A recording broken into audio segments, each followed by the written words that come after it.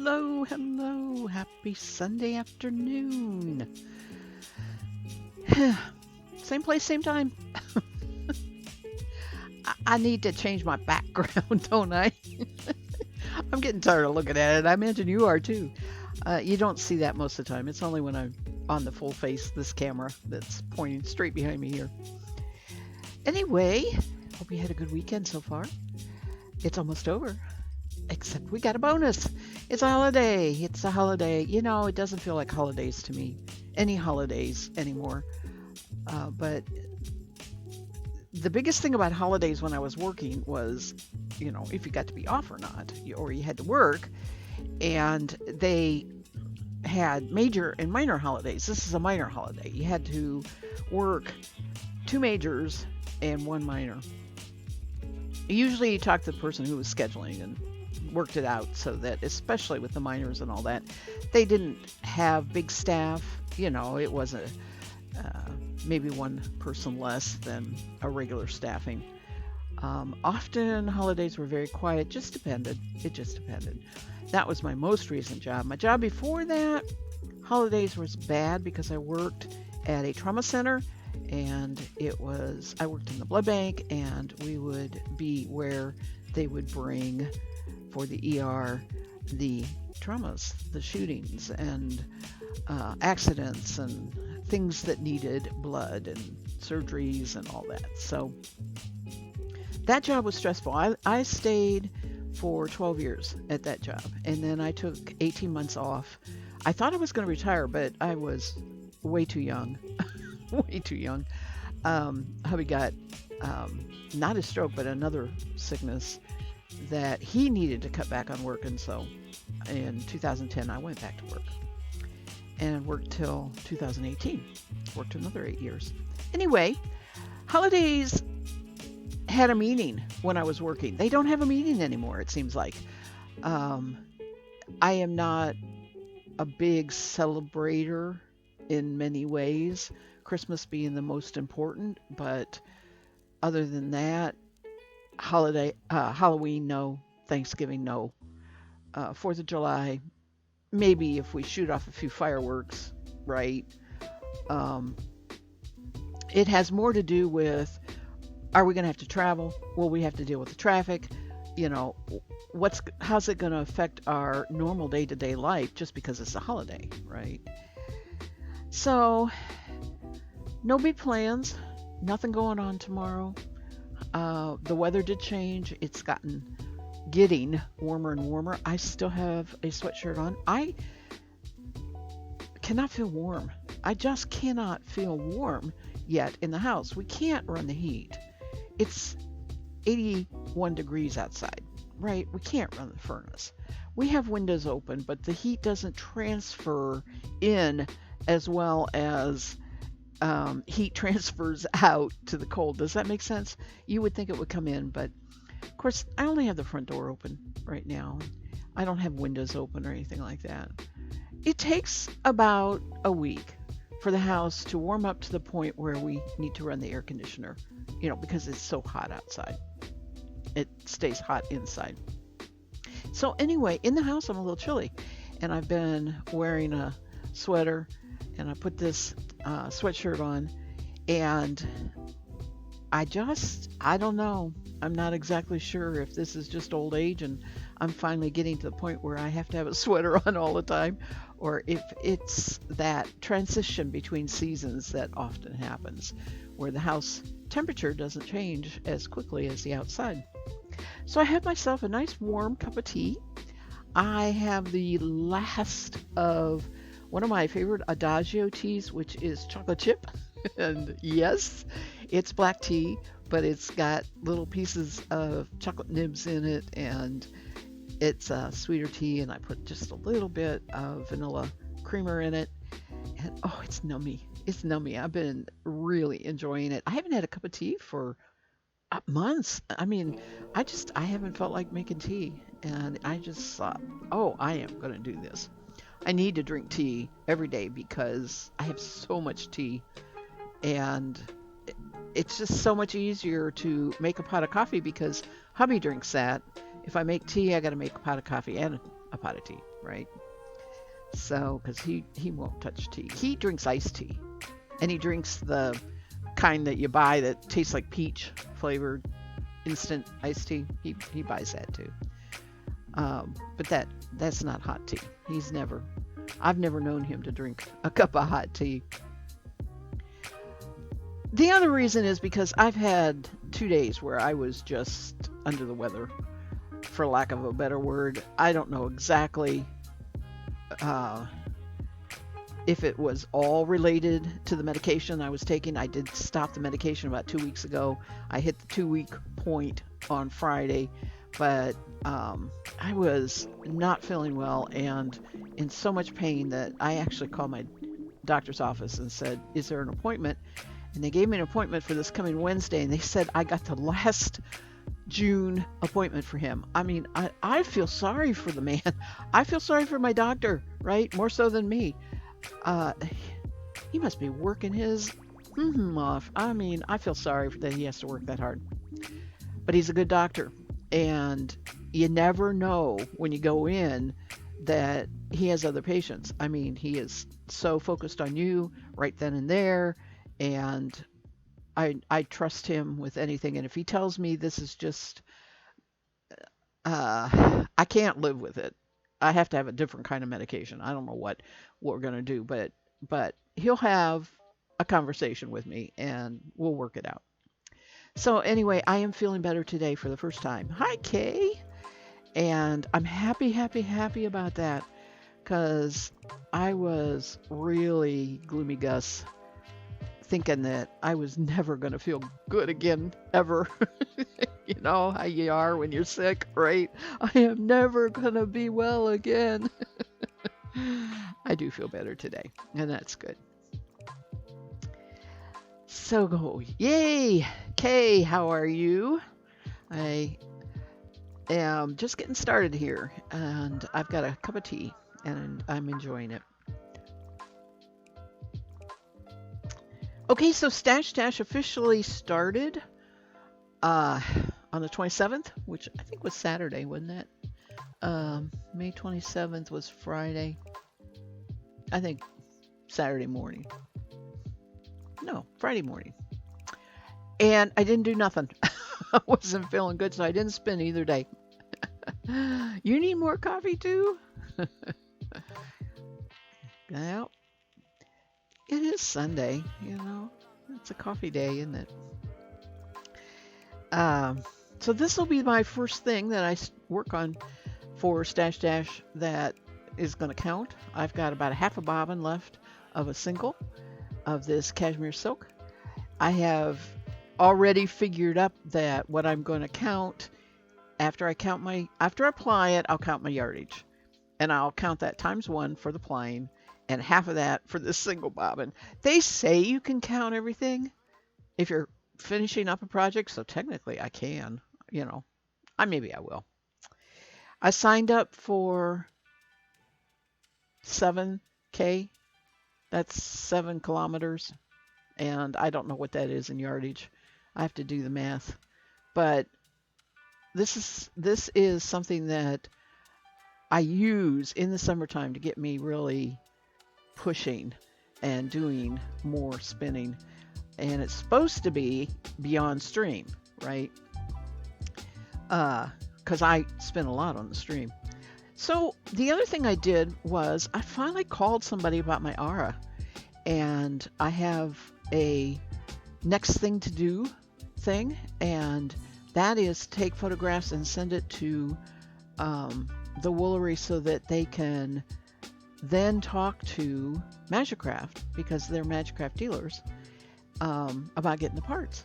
So I'm quite excited about that. It's going to be probably a long term. I mean, Magicraft's in New Zealand, and I'm not looking at as if I will have that Magicraft real soon.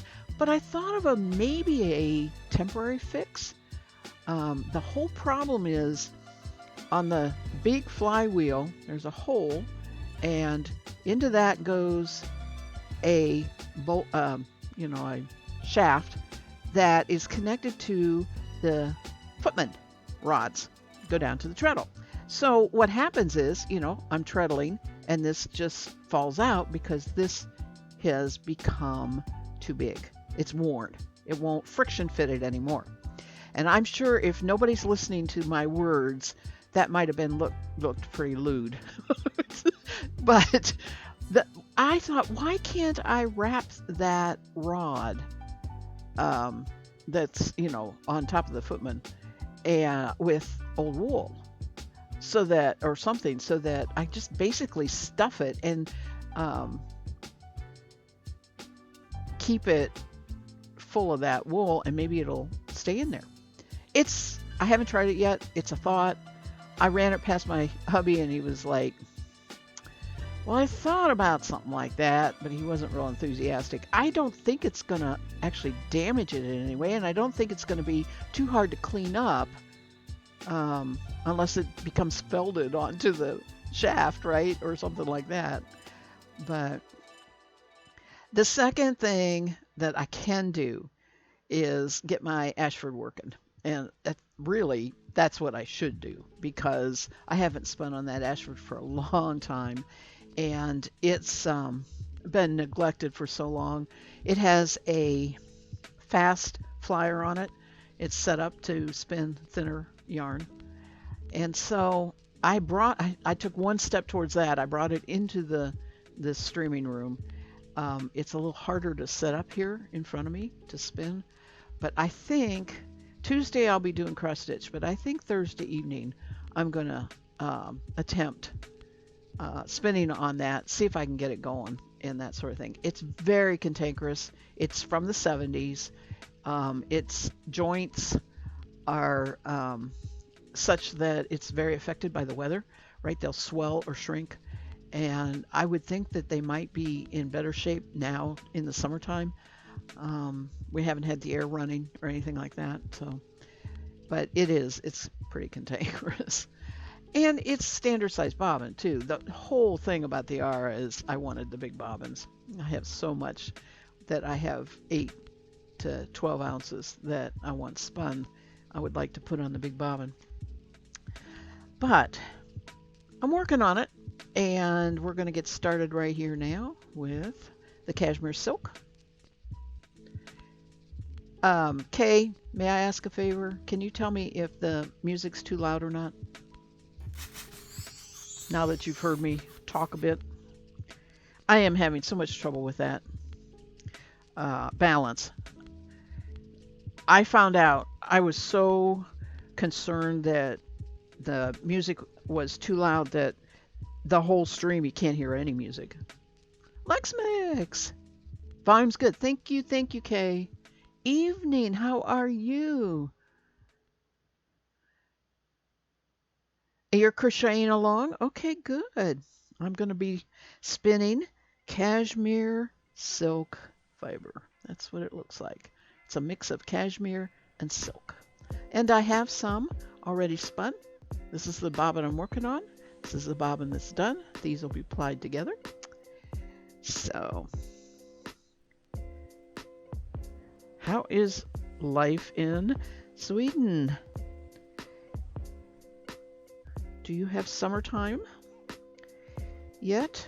We are just now getting into, and I use Fahrenheit, we are just now getting into the 80-degree Fahrenheit weather during the day. And that's summer for us.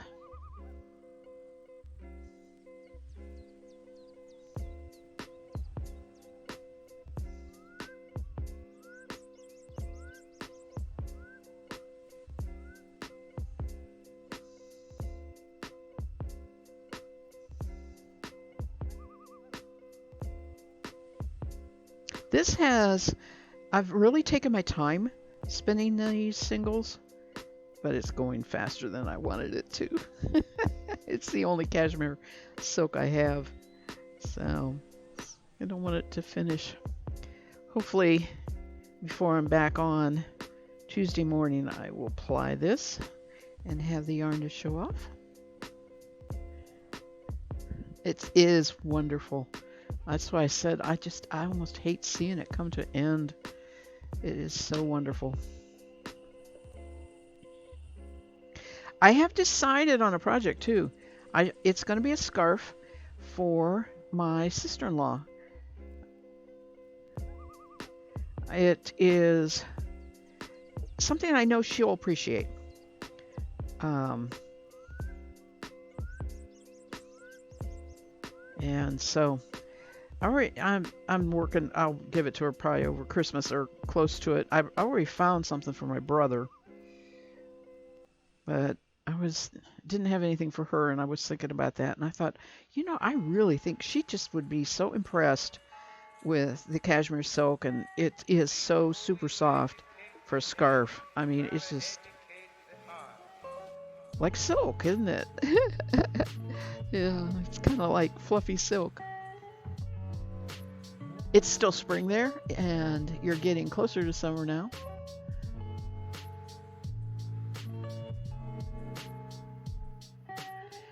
And you got the idea, why not look for a new apartment in a bigger town? But waiting is 5.5 to 6 years to get an apartment, or just that area because of where it is. Oh my goodness.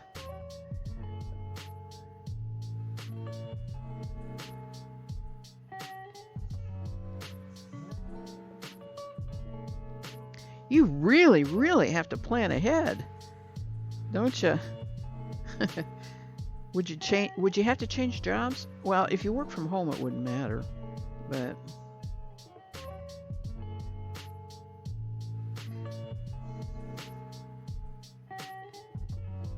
hoping to move closer to Gutenberg. Oh, okay.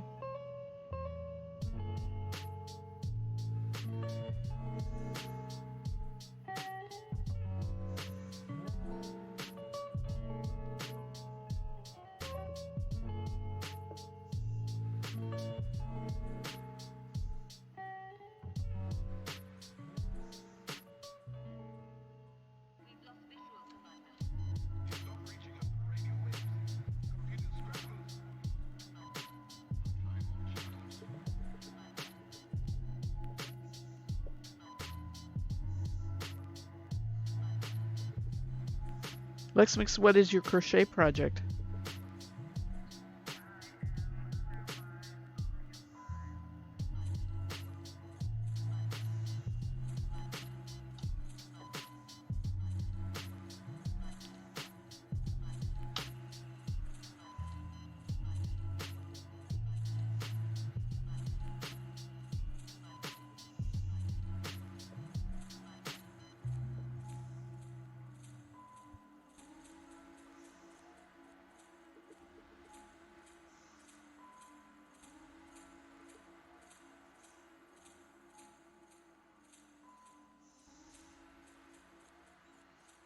I ordered some nifty storage bins from Amazon.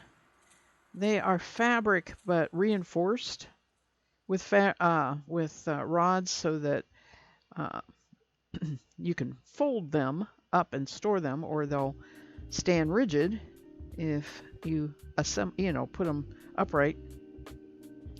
And they are for things like blankets and sweaters and that sort of thing. And what I needed was, I have a lot of vintage tablecloths that I use everyday tablecloths and napkins and things like that, but I don't use the vintage linens. I collect them. I don't want to use them. They will have stitching on them. They'll be sometimes there'll be cut work, lace on them, that sort of thing. And so I want to store them.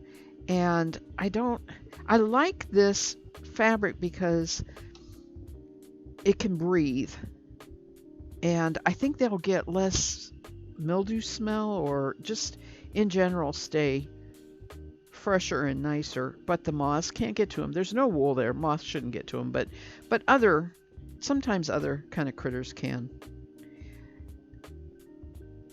That was my main project since I've been on last stream, was sorting out all the linens I have, deciding to use, I had a ton of napkins, cloth cotton napkins. Deciding to use those instead of paper towels. Um, getting a little more environmental friendly. I also had tablecloths for a table I no longer have that I really there it was round and none of my tables are round anymore.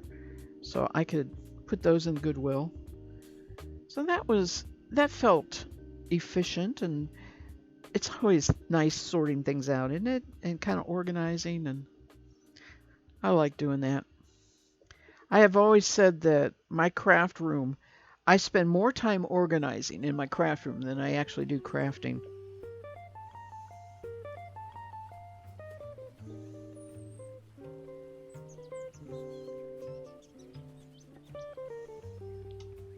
This room never looks organized, so don't base your judgment on that.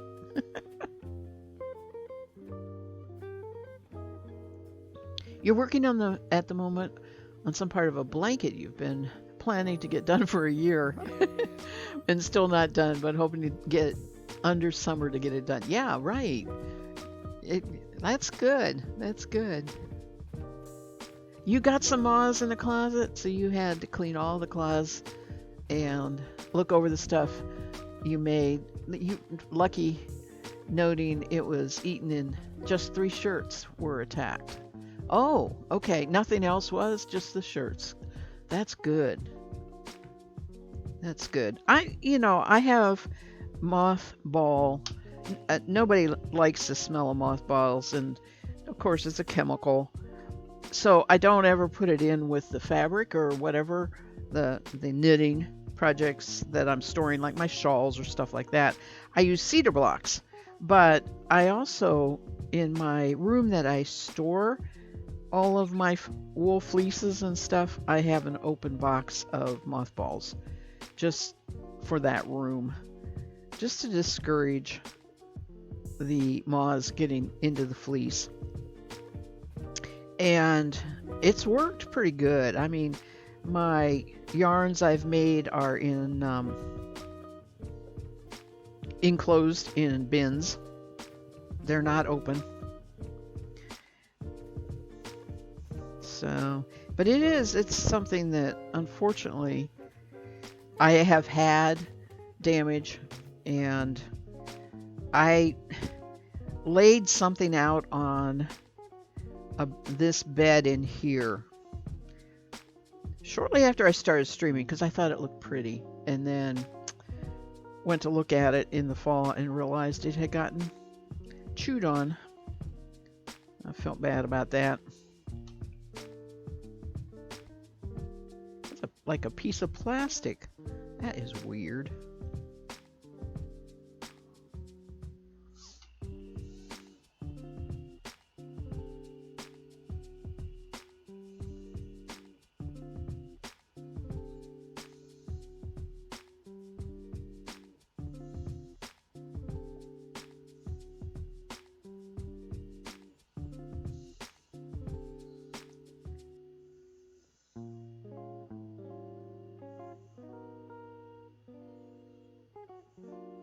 I see a lot of moths outside.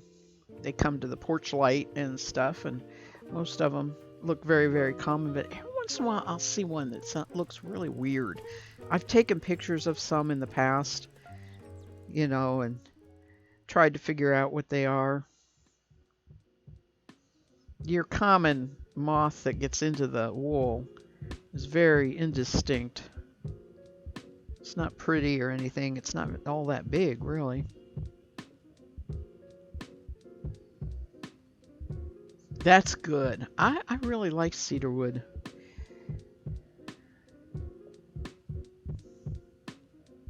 My cedar chest that I have, we took a regular chest and lined it with cedar, and it doesn't smell like cedar too much anymore. I don't know if I would have to sand it, I think, to refresh that. I've never wanted to take everything out to sand it.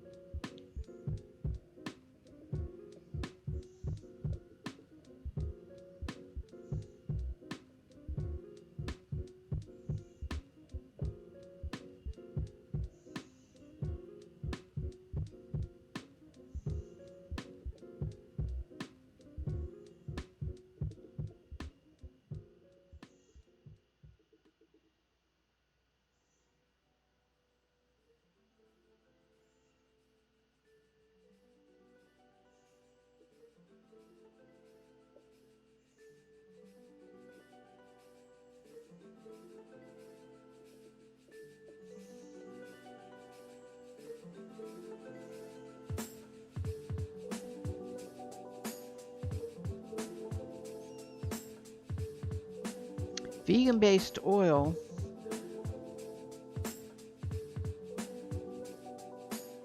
for what use, LexMix? Um, do you use? You don't spin, do you? I was thinking you were talking about with spin for spinning, but or are you talking like sachets? That's not the word I want. What do I want?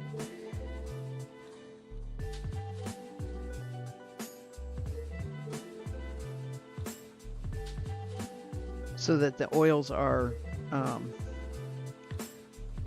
protecting, you know.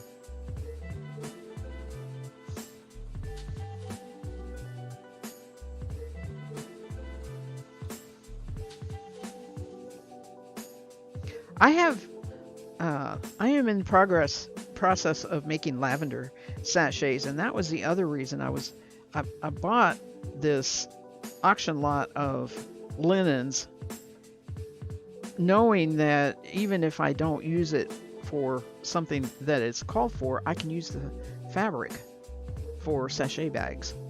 And there were a number of really nice pieces of linen and that sort of thing, but stained in certain areas. So, I'll cut just pieces the size that doesn't include the stain.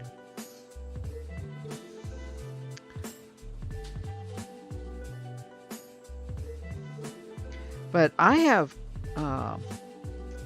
grow lavender in a pot, and it has been very happy for me. It has grown pretty well, and I take some of those leaves, but I've also put a felt absorbent pad of lavender oil in the same thing with the leaves, right, to just enhance that lavender smell. So I wondered if maybe that's the kind of thing you're talking about.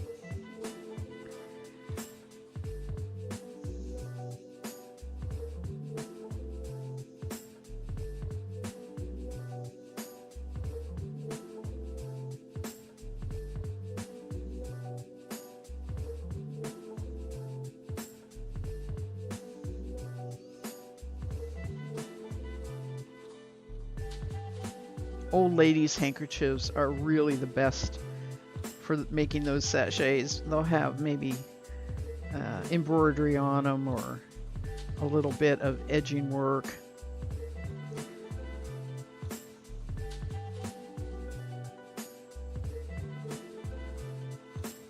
And I put the leaves and the felt pad and all that into a very open, gauzy kind of fabric. So it's a bag inside of a bag.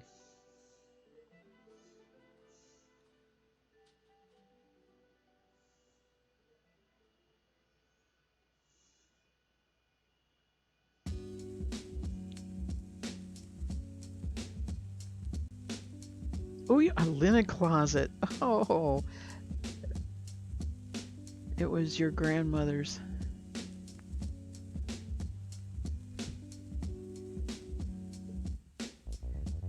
So it's still with the family, but you're thinking about bringing it to your place in the bedroom. That's interesting. I would be interested to see the piece of furniture that is called a linen closet, because for us, a linen closet in English is an actual little tiny room with a door. And I think what you are talking about is more like what we call a highboy or an armoire. Just a great big, just a big piece of furniture with a lot of shelves in it. Maybe doors, maybe not. I have never really heard linen closet used as a piece of furniture.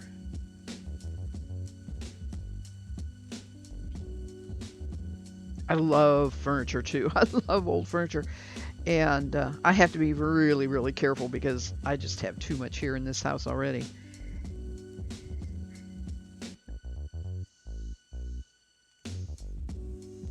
Some of it I did inherit from both of my grandparents, both sides of grandparents.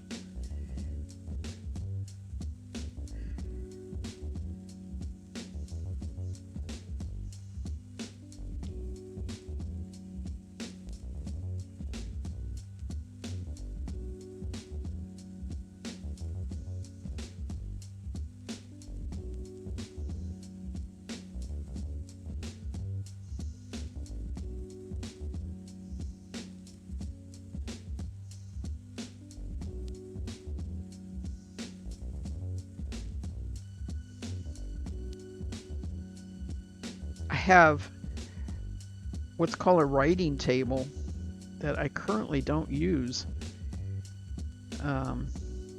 You take the top off, and it's a writing surface with cubby holes inside.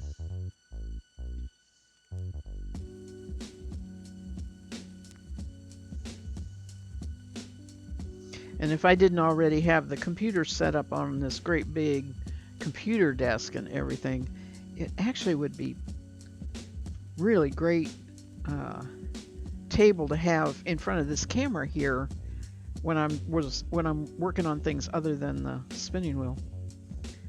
But it can't come in here, it's too big. It's like a mini closet, you can say. It's from the 1850s, and it came from Norway from the start, from her mother. Oh, that's a lovely piece of furniture. Nice memories. Wardrobe. That's what we call those. Wardrobe. Oh, yeah. Yeah. We do have something like that. We call them wardrobes.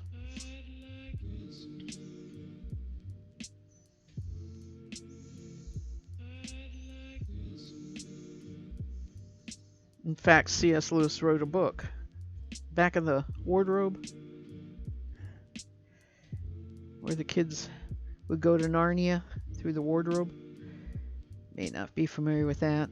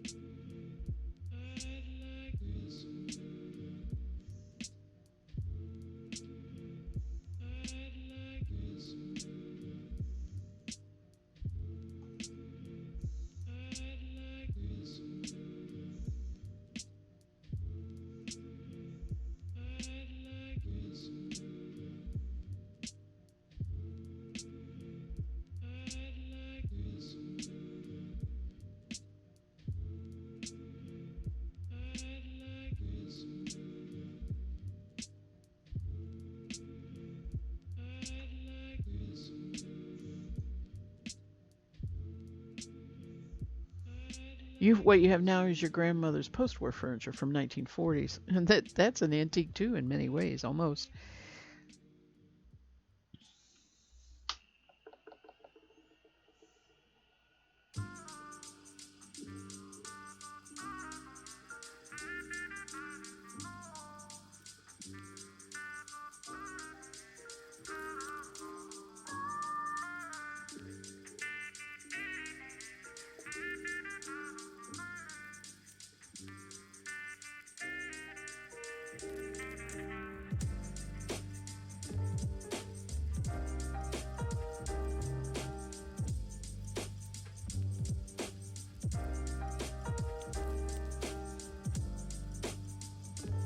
Lion paws and handles and labels still in the back. Oh my.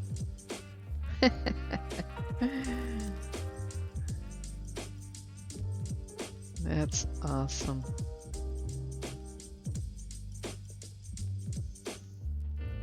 The oldest piece that I have, I believe, was purchased in 1912 by my great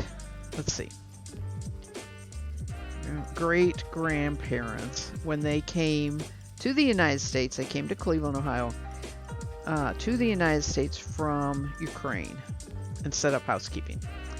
And of course, the piece then went to their daughter, who was my grandma.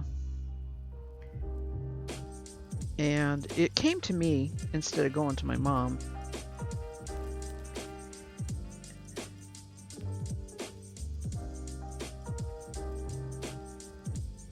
There is a second piece that is not that side of the family. It's from my dad's side of the family, but it's about the same period of time that went to my brother.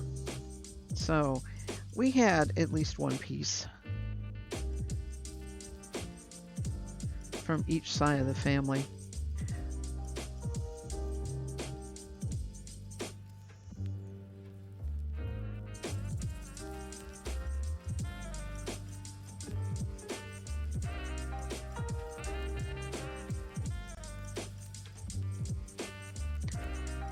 It says 1940, so in 2040, you're over 50.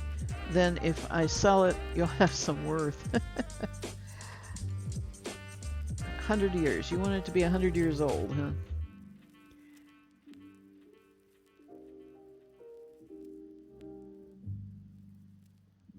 Well, worth is only how important it is to the person who is paying for it, if they're actually paying for it.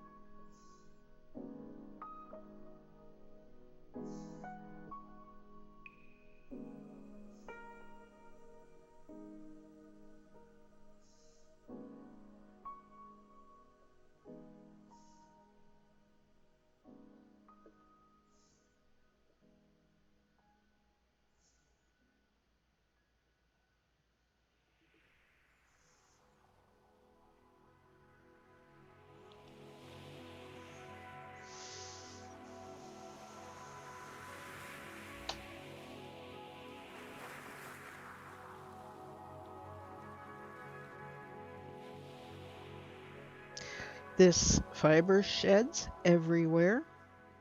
End up with a lot of it on me, unfortunately.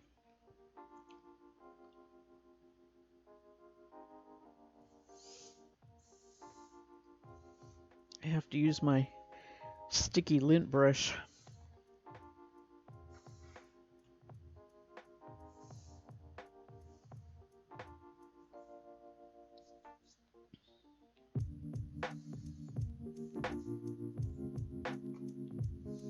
Let's see, do I want to divide this in half? Yeah, I think that's about right.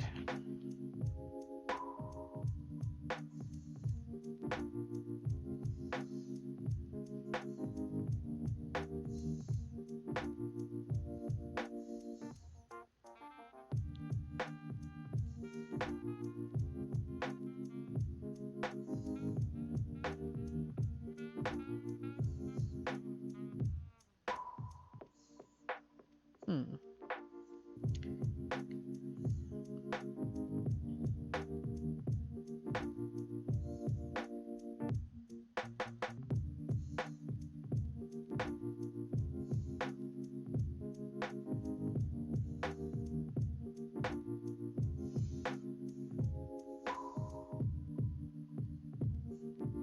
So there's another fiber fair coming up this Friday, but I'm not going.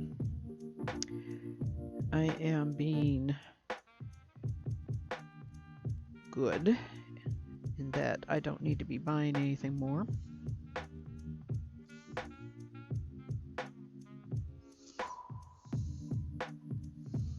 And it's not something I can just go to and not buy anything. It don't work that way.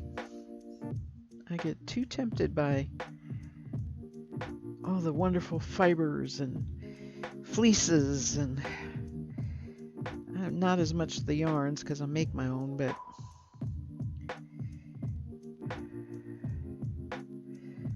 there's plenty to entice you to open your pocketbook.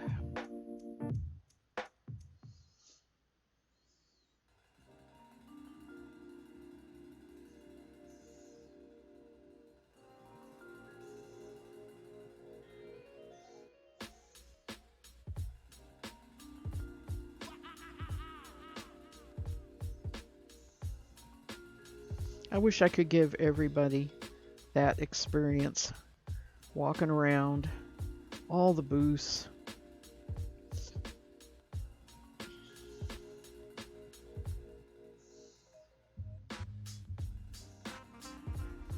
At the last one I went to, they had white alpaca animals, the actual animals. They were white. They used a water-soluble dye and dyed them pink and green. It's a tradition at that fiber fair. I'm not sure if it's a specific vendor, probably, that does it.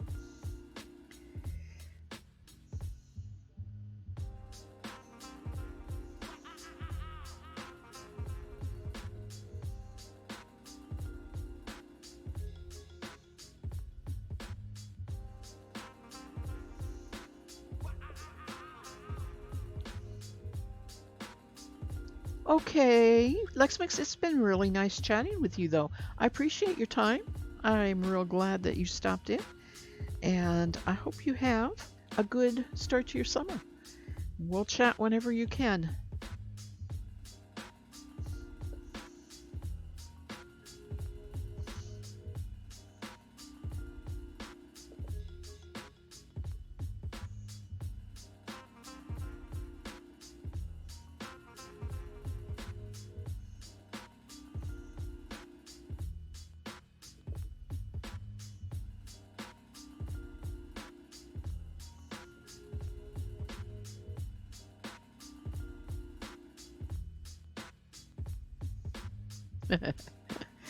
Thank you for the hearts.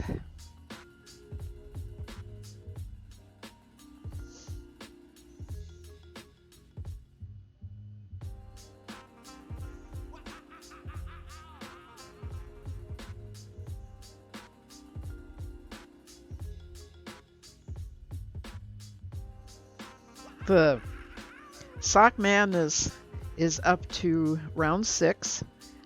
I think there's going to be one more round, right? I think at this round 6, they have one person from each team, and there were 26 teams, so there will be 26 competing. And then, I don't know, maybe this is the final. I'm not real sure, but it's a good sock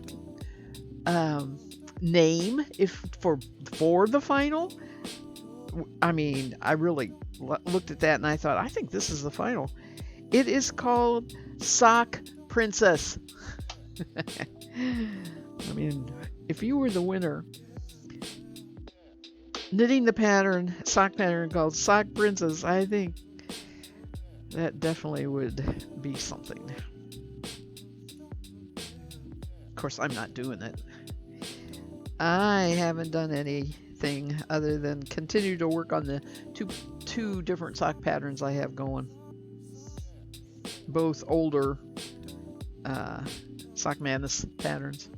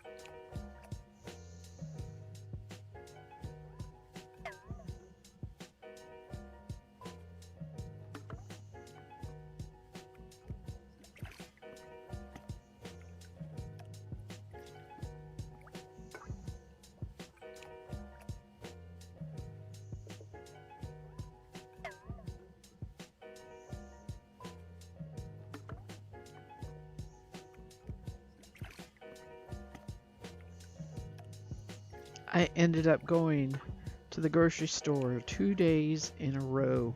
That just sounds terrible. And it was a little expensive. I do tend to stockpile, more so in the winter generally, but this was not really a stockpiling shopping. The only thing I was buying ahead, to put on the shelf and have, were things that the grocery store gave us digital coupons for.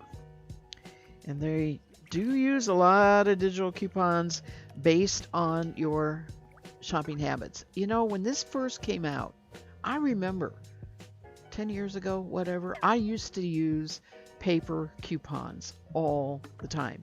And I would spend time cutting them out, sorting them, planning my menus, pulling the coupons, right? Taking them, getting them to the store. And it was a way of life for me to make sure I used coupons. And I was always really proud of the receipt, how much money I saved and everything. I could easily save $25 to $30 every grocery shopping using coupons. So along came our digital life, and we all loved it, and it just became more and more part of our lives. We have email, the ads came out, websites for the grocery store, that sort of thing. And all of a sudden, the stores were like, we're going to give you coupons based on your most frequent items bought. And I did not jump up and down. In fact, I got really upset. I was like, I don't want them knowing what I buy and tracking what I buy. I don't want them knowing how many cookies I eat and what kind, right? I did because it felt invasive. At the time, I felt like I was really, Big Brother was watching. Now, I don't think twice about it. I don't even blink. First of all, I developed a trust of their security, right? No cookie police came knocking on my door and saying, "You must stop buying those cookies and lose weight." So when they would put out a coupon for the cookies that I like, and I was not having a uh, firm will day, I would go ahead and buy the cookies. So anyway, now I don't even think about it twice. I go on their website, I load up all the coupons that are stuff that we use all the time, coffee, cat food, um, uh, cereals. Oh my, sometimes money off meats and things like that. It's, to me, I feel like I'm saving even more money than I did with paper coupons, and it's easier. I don't have to shuffle those around while I'm in the store. I don't have to carry them, all that. But the price we pay for that is the lack of privacy, right?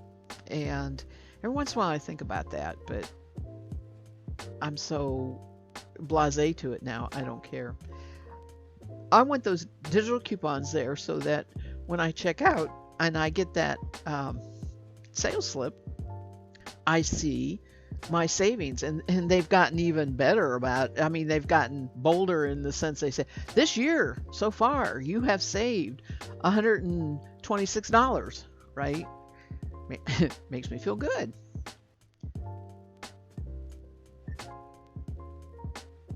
My tea is cold, so I'm basically drinking iced tea without the ice. On the other hand, I do tend to, when there are coupons like that, I do tend to stock a little bit more than I normally do. And it's just plain easier because we don't live, 5 minutes from a grocery store. We live 30 minutes from a grocery store. And I'd rather have it on the shelf than have them, sorry, I just made the camera wiggle, than, have them in the store and I got to run and get it. And I forget where I was going with this. But anyway, I was using digital coupons that were going to expire. That's the thing that develops the pressure of go to the store by May 29th when they were going to expire, which is actually today. And we went Friday, and I did a bulk of it, but there were things they didn't have.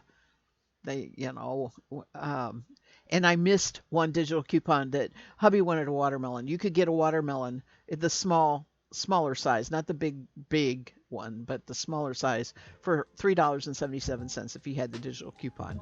He wanted a watermelon. It was a good choice, by the way. We had some of it this morning. Oh, so good. For this early in the season, I don't know where they got it, but it is an excellent watermelon, so it was a good buy. Anyway, I had to go get that coupon, and I ended up putting some others that were going to expire. So we had to go on Saturday, which was yesterday, and pick up those things. And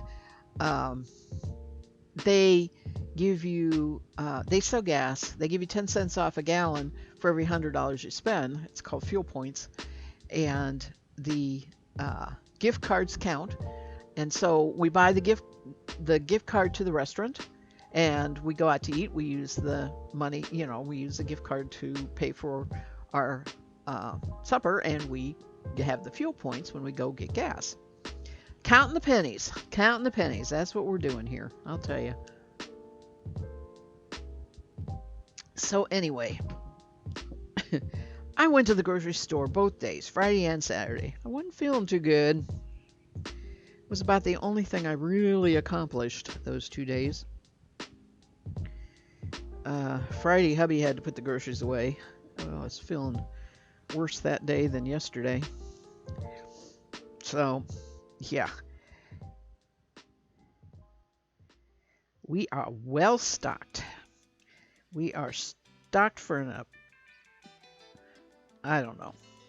I don't believe anything major is going to happen, but we are well stocked. It's funny, though, because there are things that we can't find either. I mean, you know how when the pandemic started, you couldn't find toilet paper, right?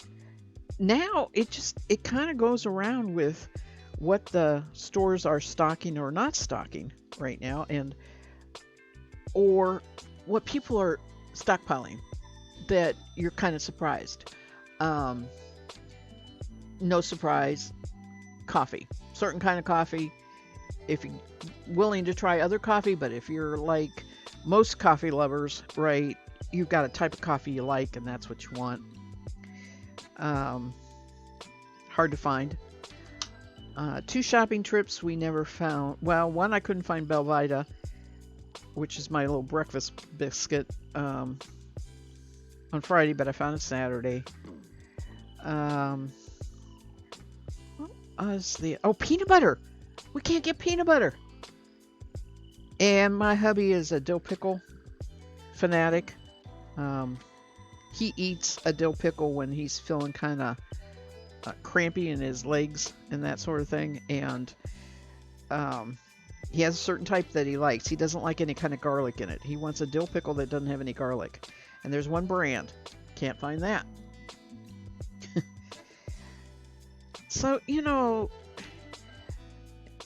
things are better and they're more costly.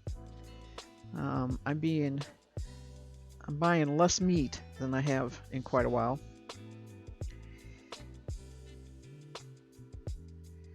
So, I don't know.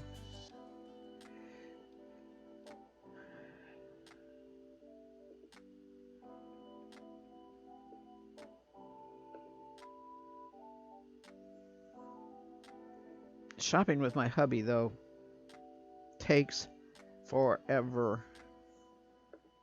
He has to look at all the prices. He has to look at, all the varieties. I'm like, just get me some kidney beans.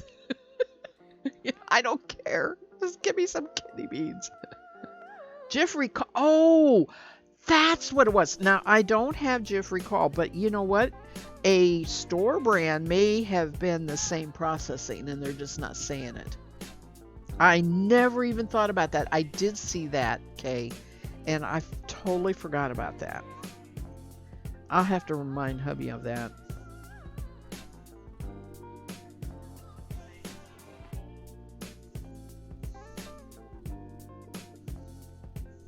He eats a lot more peanut butter than I do.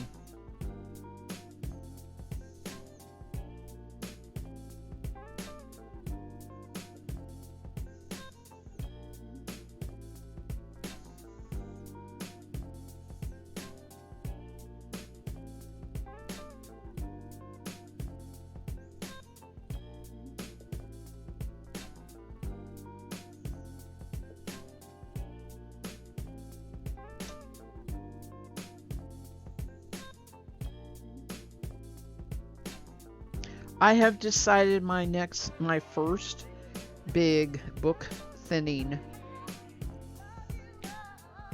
I have a entire bookshelf and some spillover of cookbooks.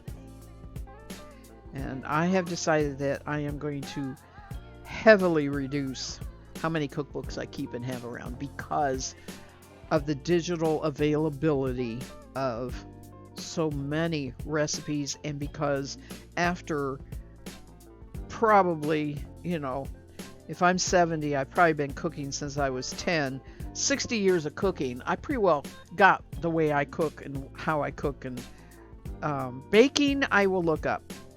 I will keep baking cookbooks, at least some, because ingredients matter and proportions matter in baking way more than it does in just general stovetop oven cooking. But I'm a cookbook fanatic. I love old cookbooks and any kind of cookbook, really. Kay says, problem is everybody that usually buys Jif has to get something else right now, and then everybody else sells through faster and the supply may not have caught up yet. Yes, exactly. Okay. Makes perfect sense.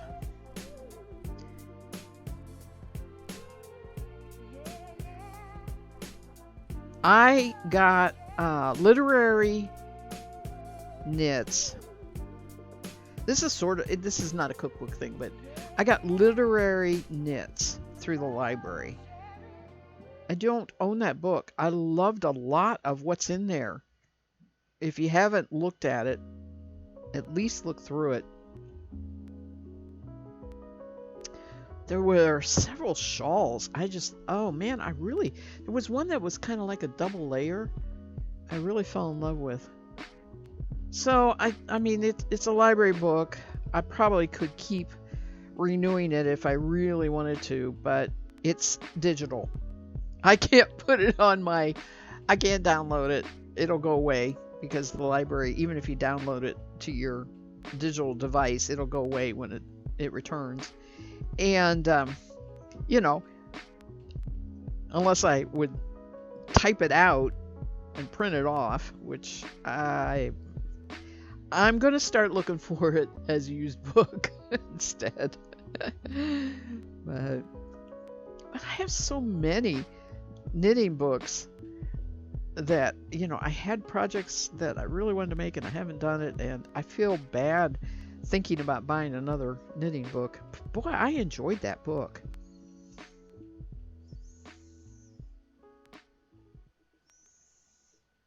And I like it digital. Maybe I could buy a digital copy. It should be cheaper than, I don't know what it is, but I liked it digital. It's like using Knit Companion, when with the charts and everything. So it's kind of nice digital. I didn't think about that. So I was talking about it. Maybe I'll do that. I love getting books from the library. I always have one or two books going. The audio book I have going right now, it's kind of weird. I can't decide if I like it or not. I seem to be in a stretch right now where everything is kind of heavy and gloomy, and it wasn't by choice. I just seem to have ended up that way. The author is Kate Quinn, and I can't think of the name right now. It's the first of a series that somebody recommends. I read on Discord, people, what are you reading, and I read what they're reading and what they recommend, and try them out.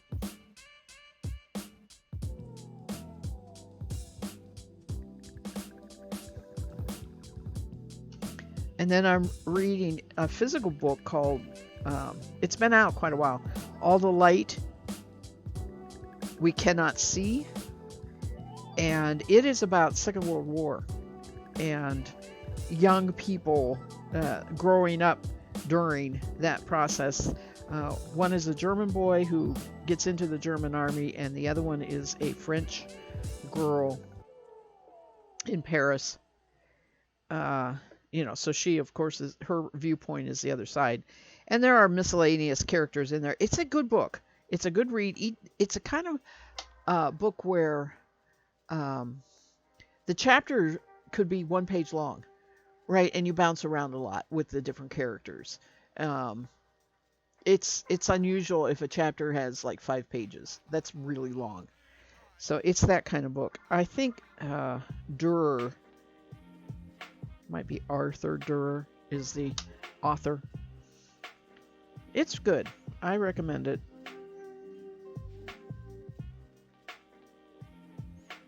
I was reading in our Sunday paper, they had a big section on summer reading. And I will say I used to associate summer with reading a lot. As a child and as an adult.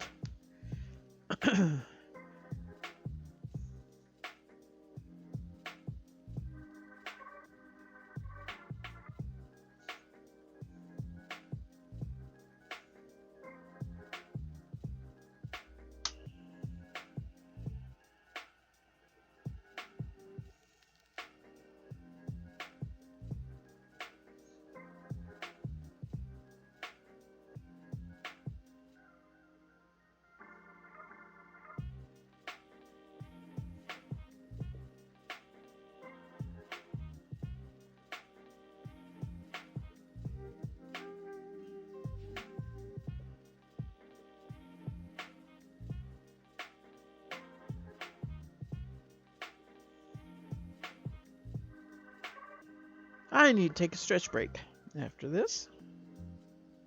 More than halfway through what I was going to spin today.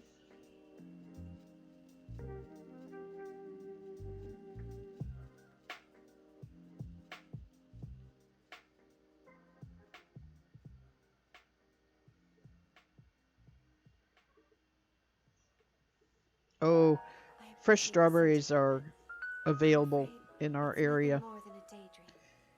Go pick your own or whatever.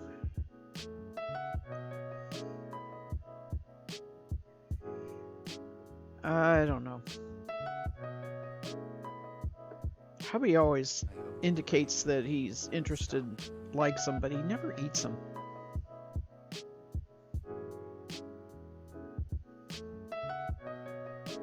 I like frozen strawberries. I cut them up. I don't put them in syrup.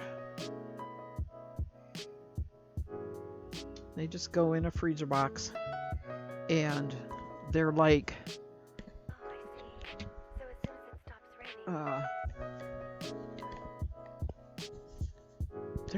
strawberry chunks of ice, right? And so I'll take them that way, run them under some water, get them separated and a little bit soft, and then put them in my smoothies in the blender. So that makes it really icy and that's what I like strawberries for. But I don't have to have pounds and pounds of them. I don't need that many, right? So I just don't think going to pick them is worth it.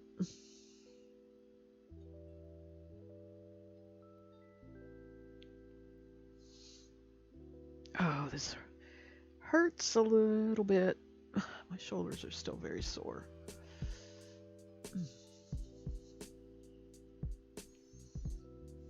Also need to fix my pillow. That's better. Stretch my legs.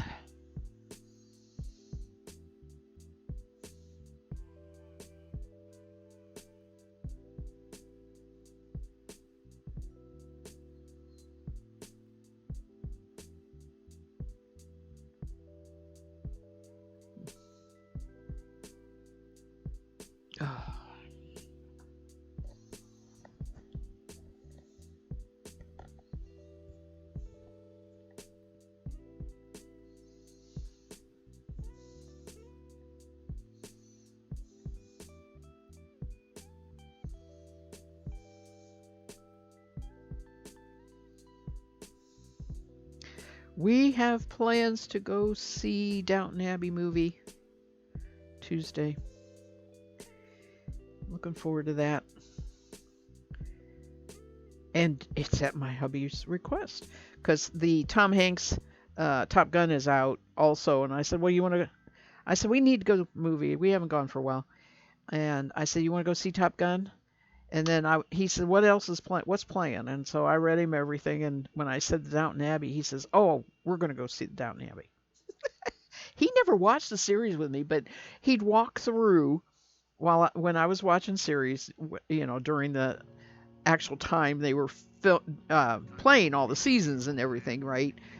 And it's like he'd get a gist of everything that was going on just by walking through. So he feels like he knows the story and everything. But I think that's going to be fun. Looking forward to it.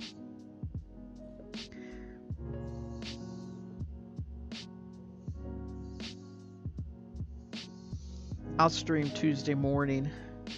We'll go in the afternoon.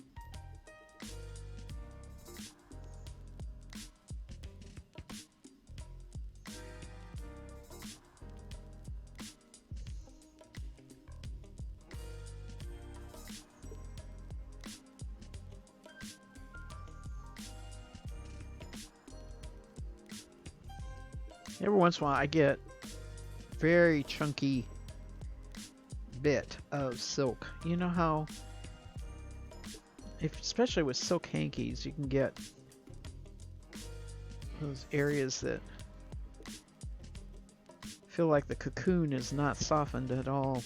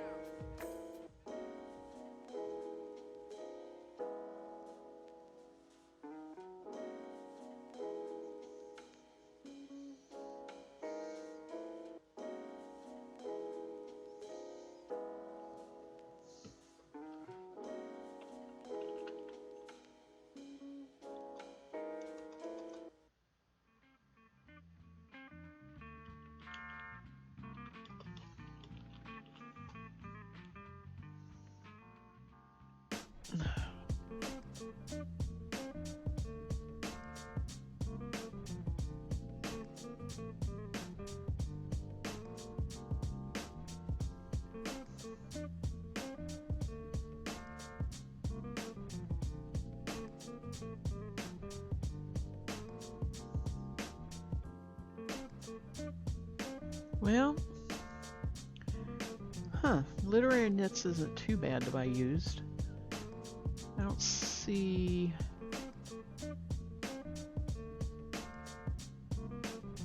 Kindle edition is under 15. That sounds like a lot.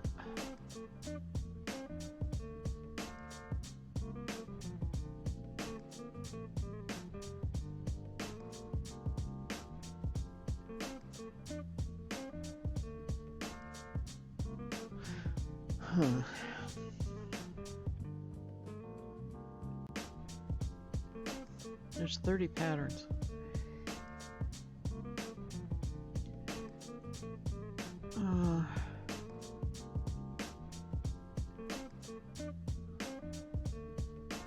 What else could I look at?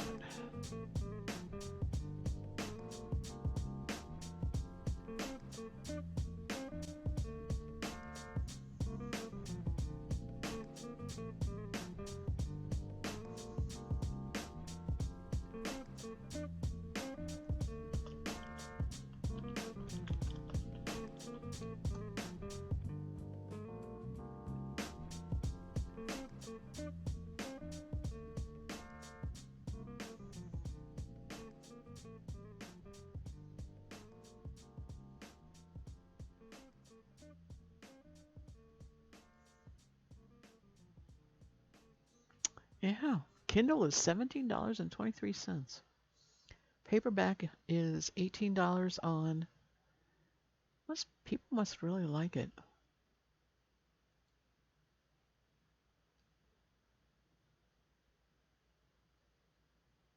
Whoops.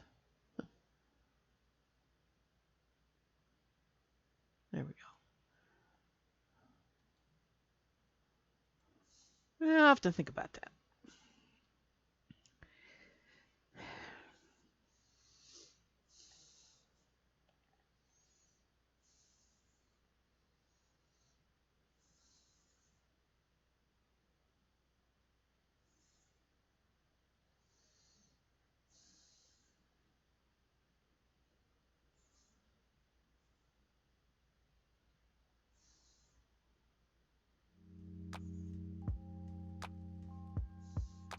That's something I could put on Discord. You know, a wish list, looking for book list. And then along with that, in the same thing, is books I have to trade. That would work, maybe. Maybe I'd be able to do that.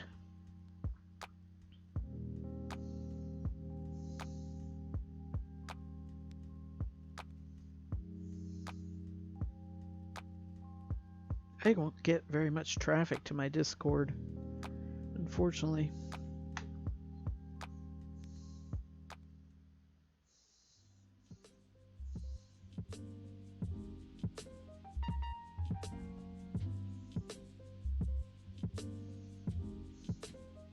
There are groups on Ravelry that does that, basically.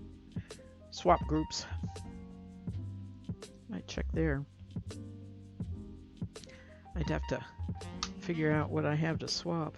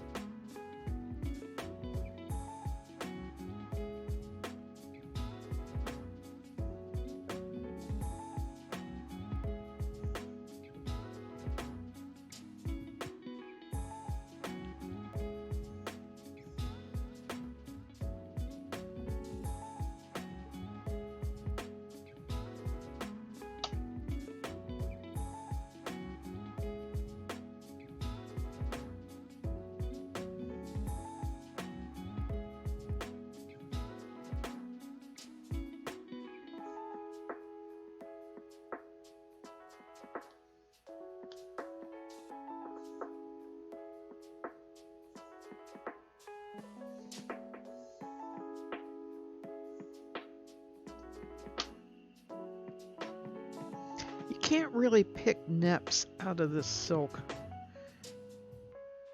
Imagine the neps are coming from the cashmere, but the point is that this blend, whatever, you get a rougher, thicker area. Sometimes when you're spinning wool, you can go and just pull on it and it thins out, right? It can't do that with this. It peels all the way back up your single, area that you don't really want thinned out.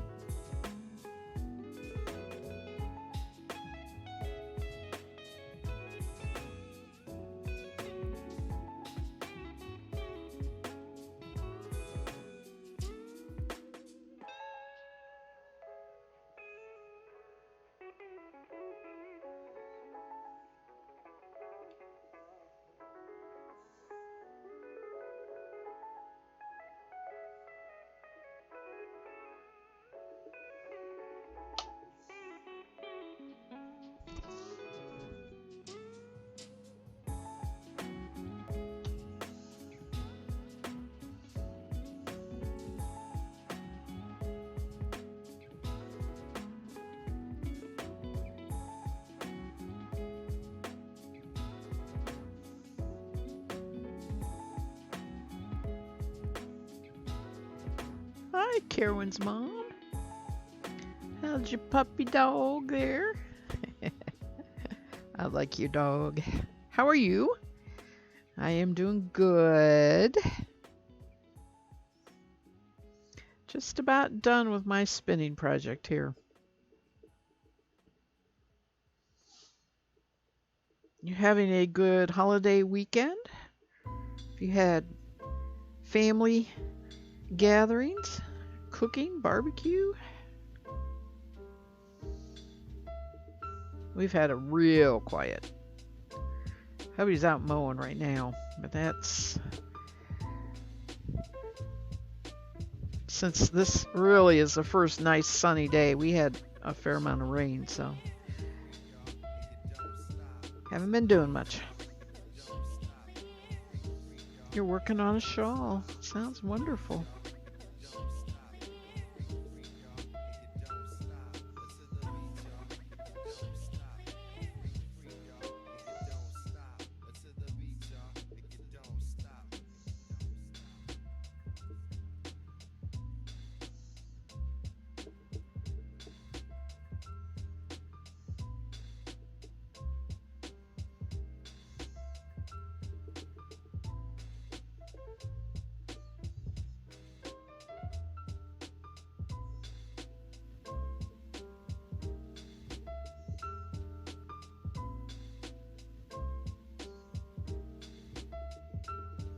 Kentucky butter cake with a whiskey glaze.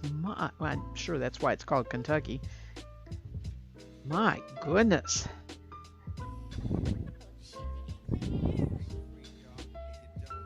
That sounds wonderful. It's like pound cake that you just soak in booze, right?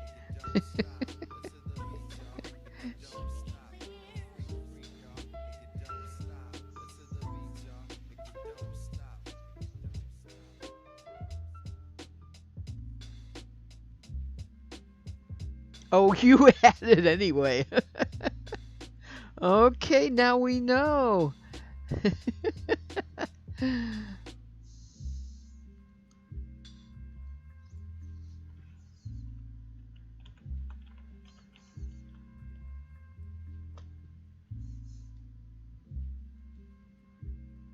Butter cake. Oh, I call them pound cakes, but they call it butter cake.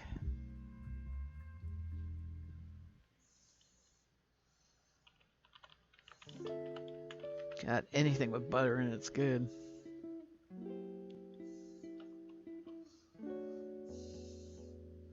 Oh, it's made in a bun pan.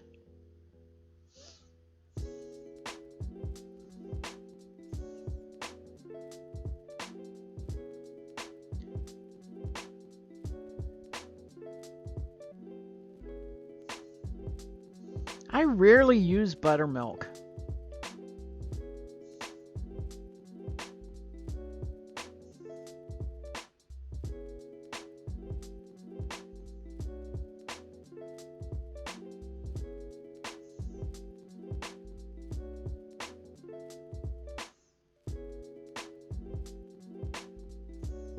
That looks so good. Hubby'd like that too.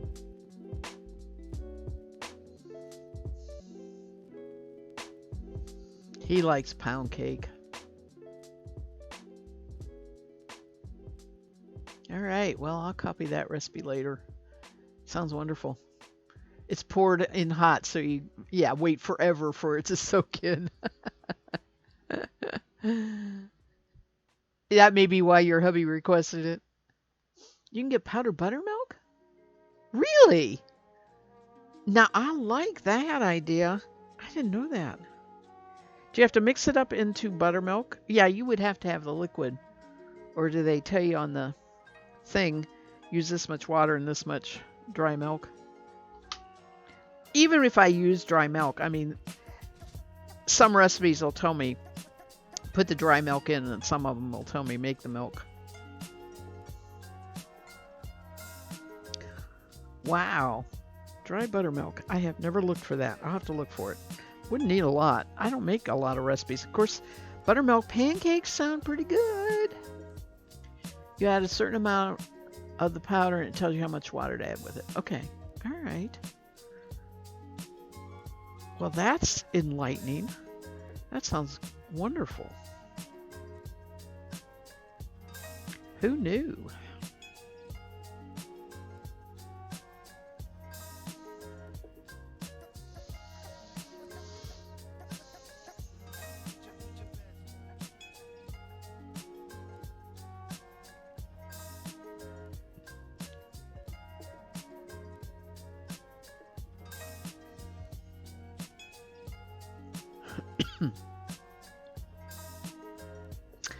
Yeah, I don't make. I don't bake many cakes or pies, and that's just because hubby is not a sweet eater. Uh, and if I do something for him and then leave it, right? Say I make a batch of cookies that he likes. There's a certain kind of cookies he likes. And I make a batch of cookies and then I eat a couple and I leave them for him. They won't get eaten. He'll just have one when they come out, and it's like I need to make 6 cookies. And that's it each time. Who wants to do that? And put in the freezer, that won't help, because out of sight, out of mind, right? He'd never think of it. You have a sweet tooth and a teenager. In a pinch, you can add like a tablespoon of distilled vinegar, yes, to regular milk, and let it sit for a bit. Never had much luck with that. Probably didn't let it sit long enough.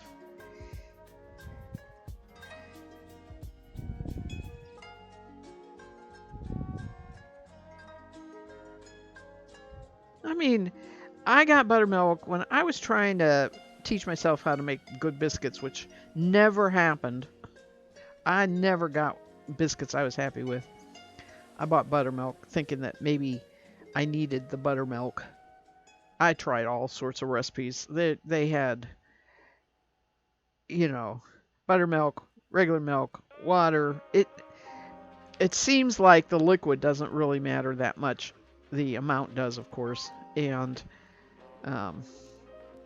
but as far as the appearance of the biscuit, none of the liquid makes a difference. It has to be the leavening. But I tried all sorts of recipes. I never got biscuits to rise good.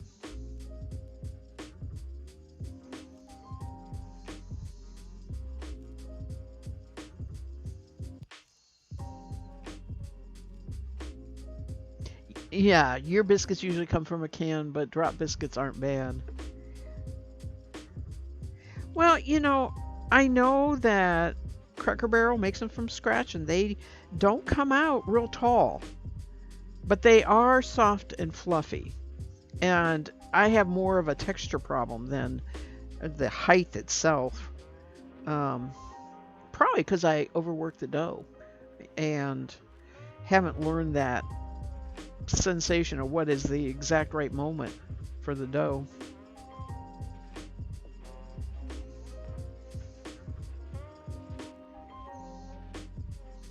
I love Pillsbury flaky biscuits. I mean, I'm perfectly happy with those. I just, oh gosh, I love those fresh out of the oven.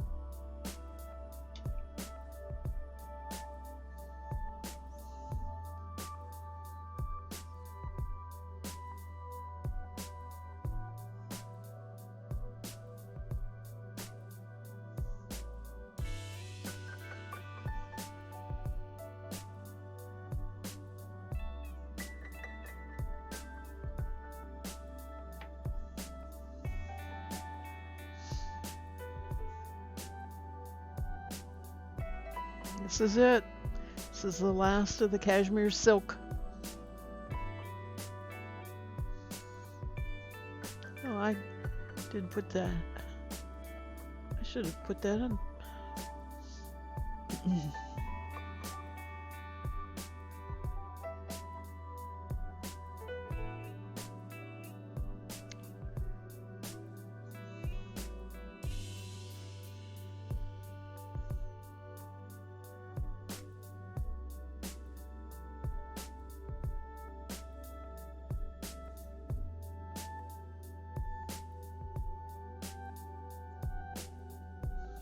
Yeah, it's a new all right. Oh man, this has just been amazing to spin.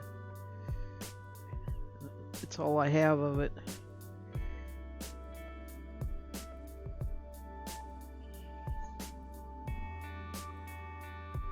The dyer that dyed it no longer is in business.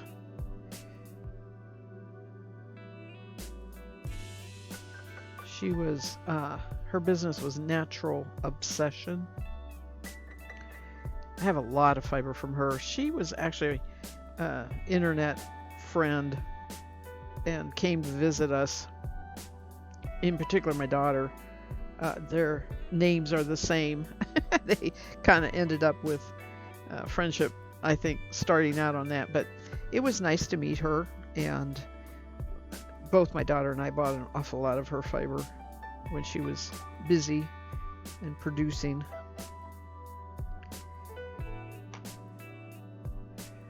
And some of it, I have held on to it pretty long.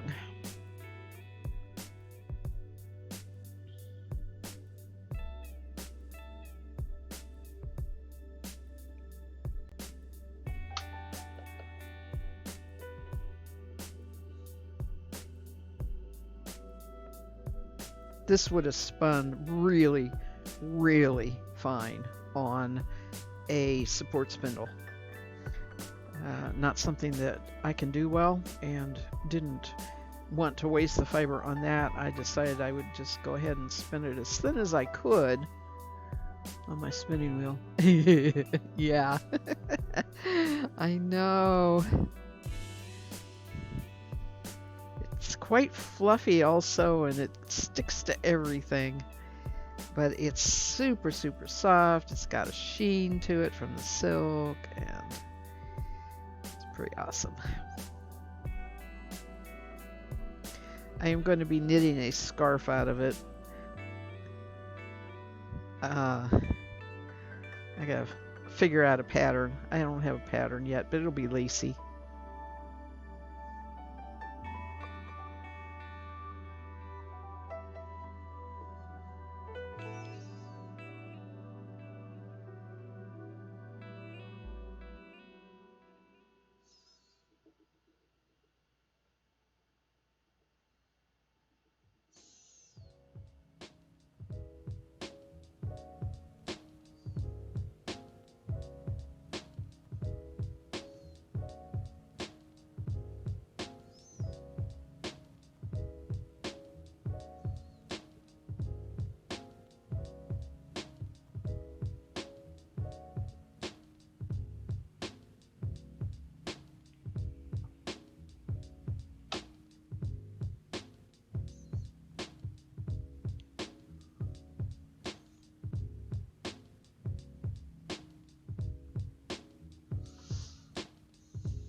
Filling this bobbin up.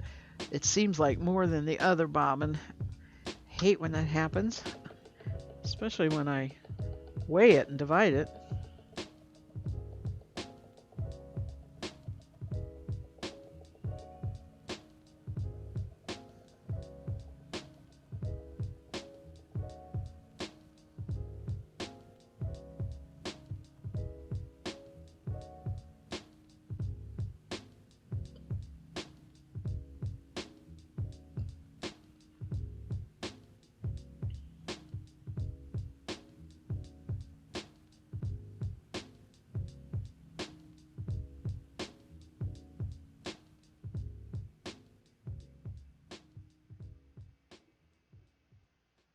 Oh, the star stitch. You think, okay. Wide lacy edge. Oh. Oh. The Leicester Longwool was scratchy, huh? Oh, that's too bad. That sounds lovely. I think I have her book.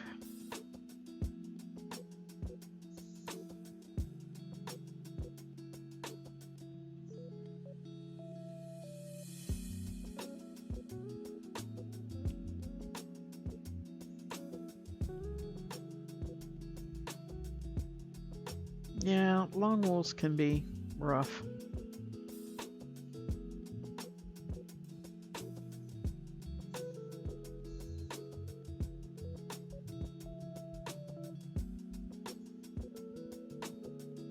I did that with a black alpaca. I mean, it felt so soft while I was spinning it, and I knit a scarf out of it, and it was itchy. The alpaca was not that soft. It had a lot of guard hairs in it that you really couldn't see, or, you know, whatever.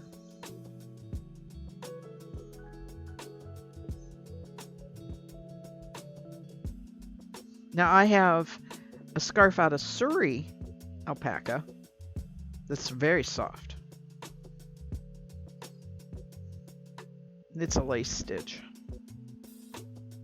And it was Surrey that I had spun.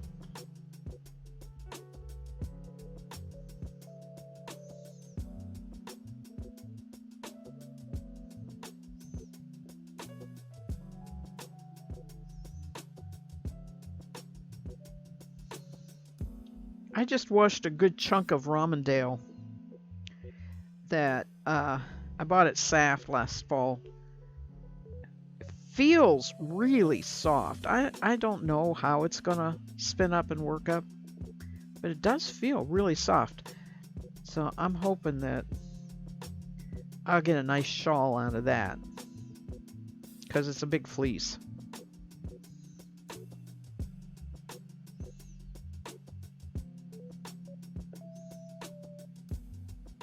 Ironically, the shawl I really want to make right now is in a book, the book Literary Knits. I got to find the book. I borrowed it from the library, but it's double. It just looks so warm. Takes a lot of yarn though. But it's mostly garter stitch. There's a little bit of a ruffle edge on it.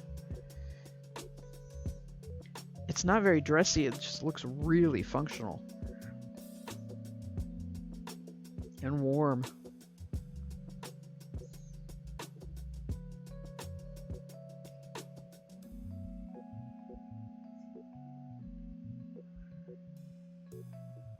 There's 4 or 5 Barbara Walker books?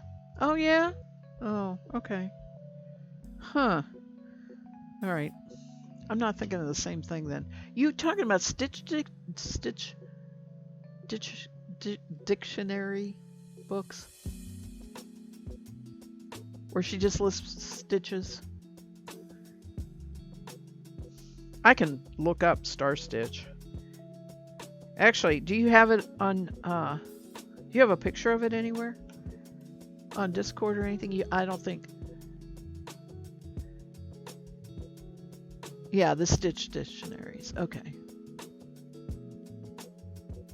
I've got it blocked. They can't post a link.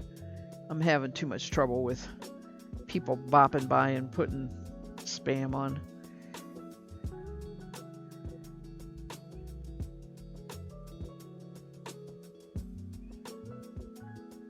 Are you on Ravelry? I think I've asked you that before. Are we friends?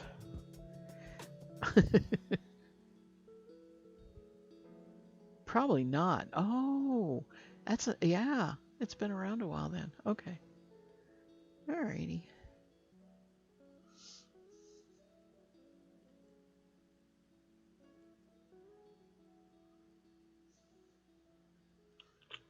I just remember years ago when my grandson was, oh, is it crochet?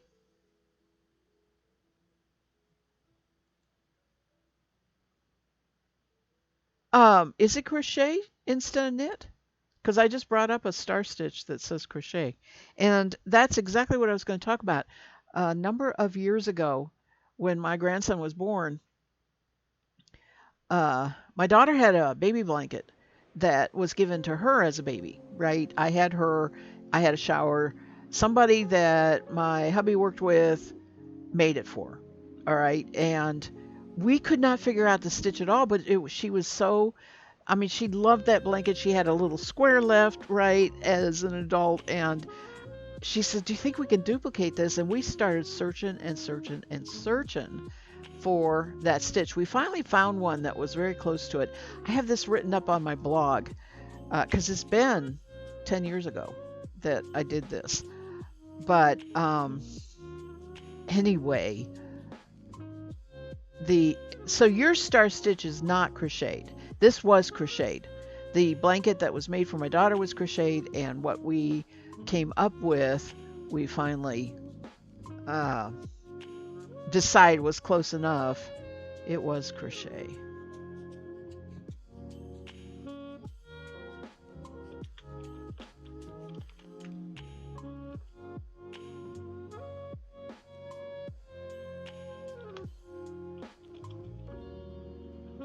I haven't looked at my blog. I hope it hasn't been. Let's see here. All right. The last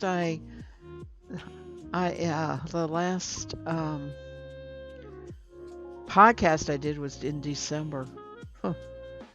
Let's see. I wonder when that was. I'm gonna do a little research, a little looking here.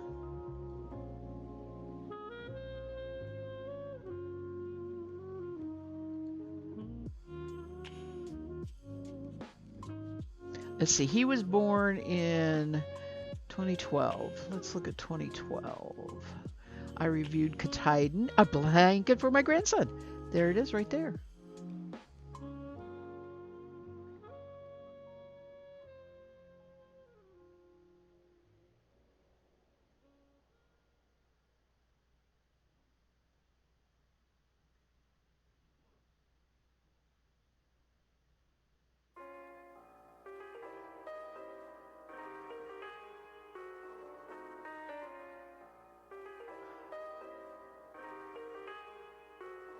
All right, that's not the blanket. That is the one I made. That's not the one that was like the daughter's.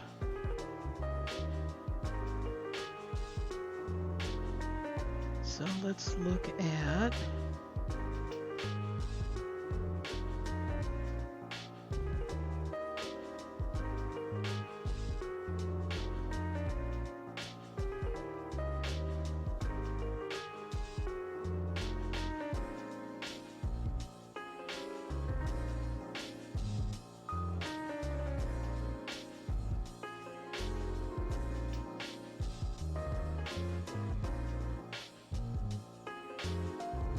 Oh, there's where I got my aura.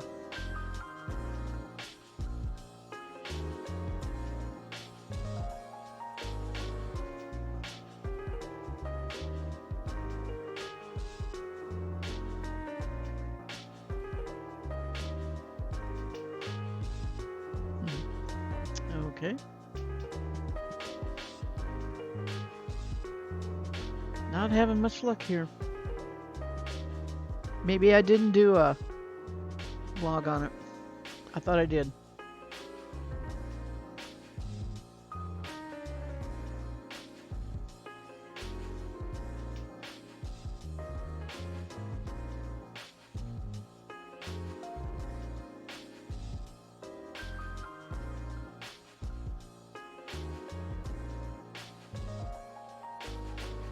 No, I made it. It wasn't the first blanket. It was the second blanket I made for him.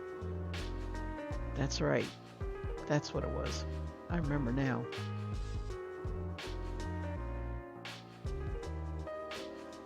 Lordy, I reviewed a lot of fleece.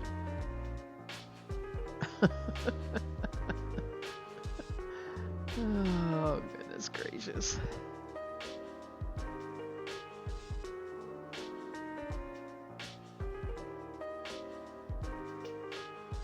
Spinzilla.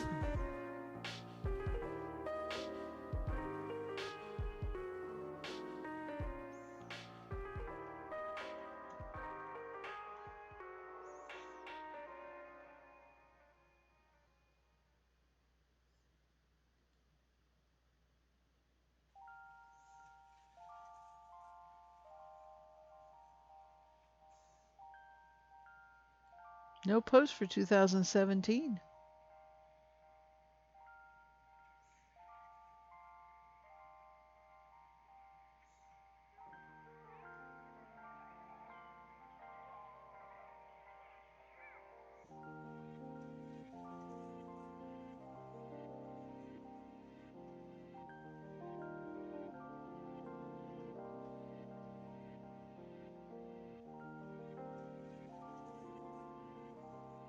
Well,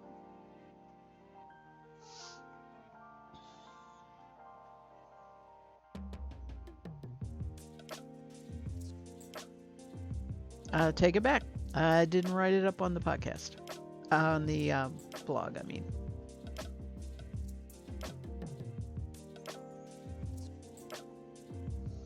I sure thought I did.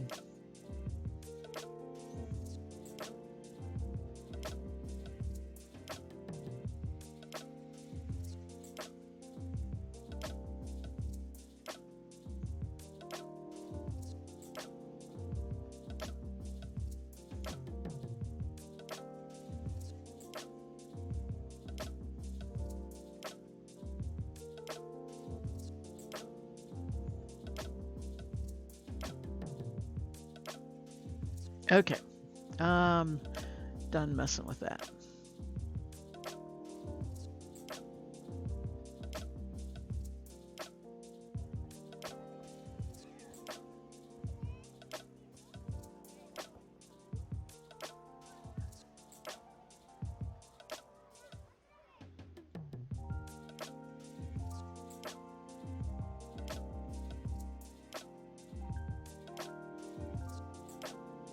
Oh, okay. On my Discord. I thought we had done the Ravelry thing. A lot of people aren't really, on Ravelry as much, and I'm not on there as much as I generally are. Did you see? Have you been keeping up with the sock madness? They're on round 6, and the name of the pattern for the sock cracked me up. It is um, Sock Princess. Isn't that perfect? I don't know if it's the last round or not, but the name of the pattern is Sock Princess.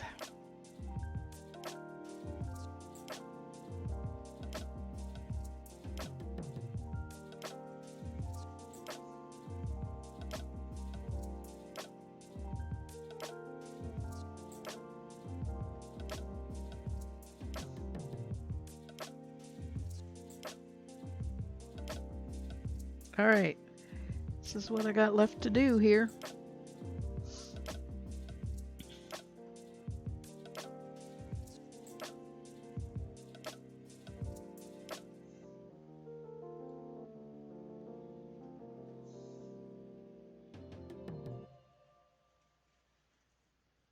Oh, okay. That's good. Test knit's fun.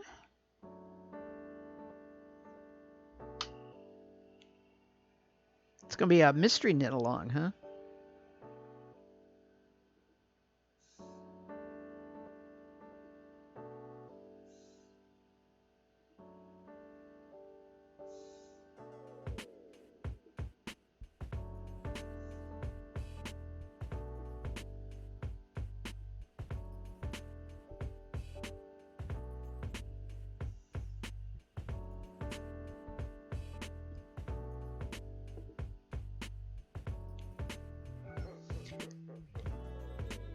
No pics for a while. I didn't ask.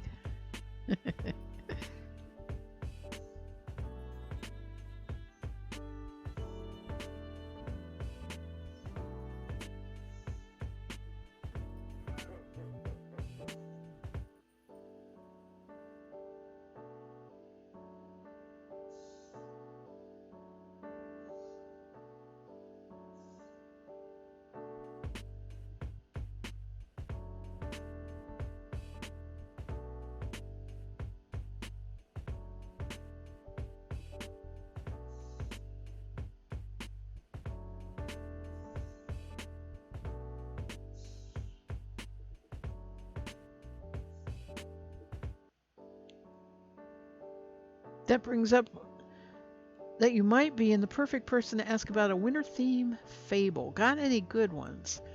Reasonably short to fit the pattern. Winter theme fable. Ooh.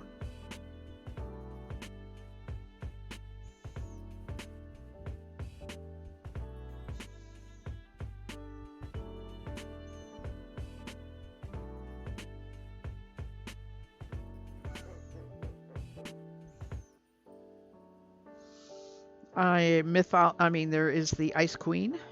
As far as a character, I don't know about a fable around her.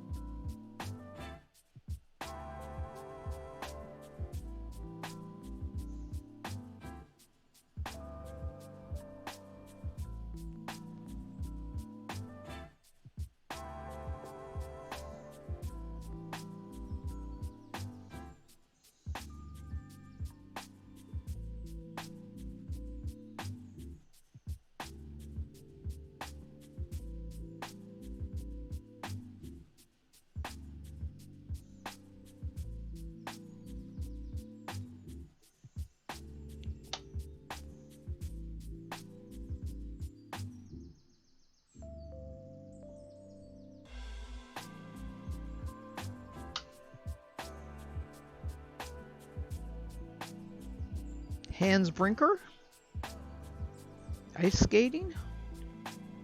You know, fable and myth and fairy tale story, kind of fine line. But what you're looking for is a unique name or um, concept, really, that would be in presented in the fable.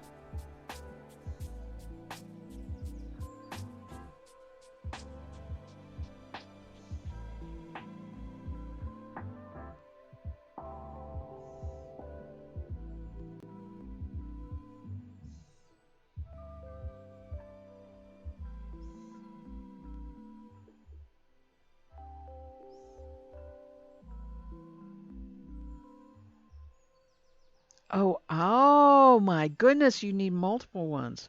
Wow, she's going to have to write her own. She needs to find a writer.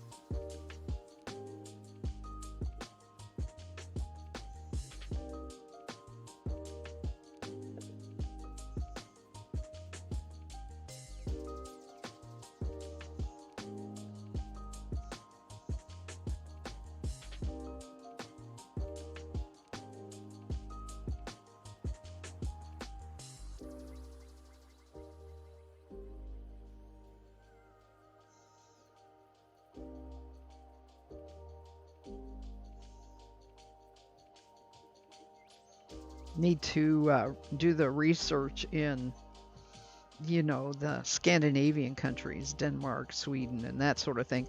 I'm sure they'd have, fable myths, that sort of thing we're not accustomed to.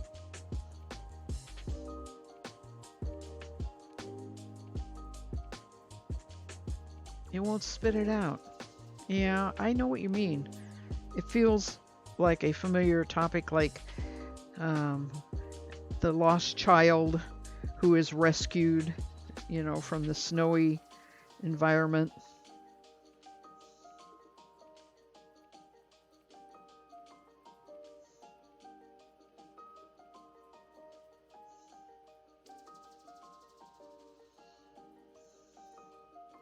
Tracks in the snow.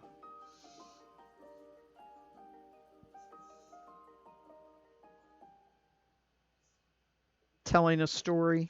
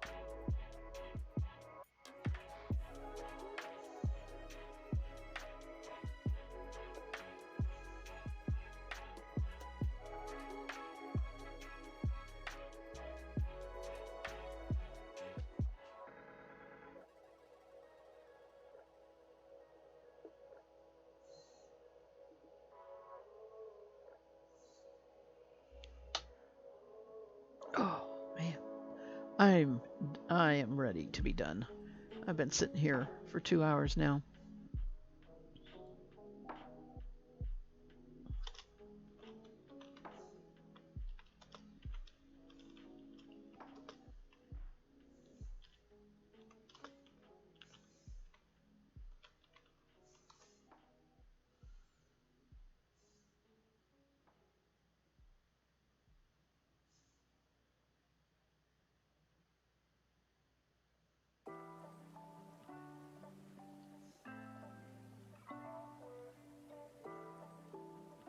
Huh.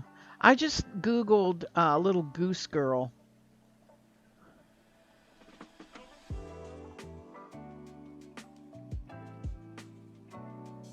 which is a Brothers Grimm.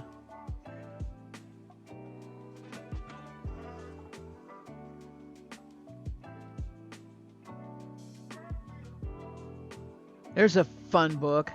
The Little People, story of fairies, pixies, and other small folk. That sounds cool.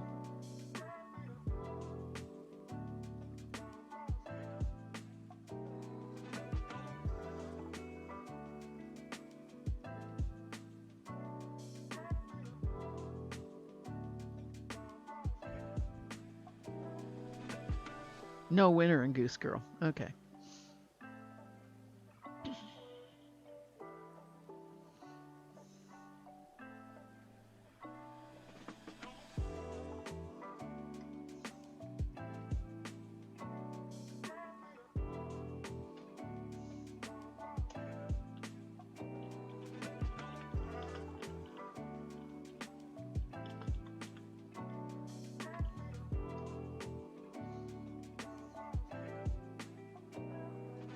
Wow.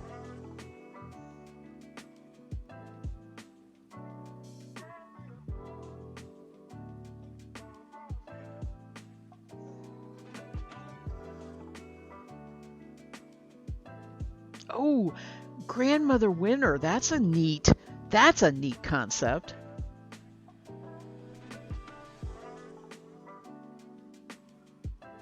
Hans Christian Andersen.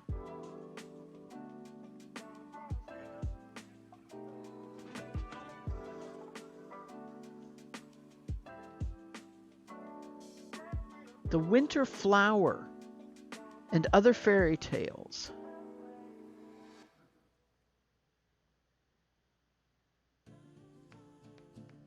Once Upon a Winter.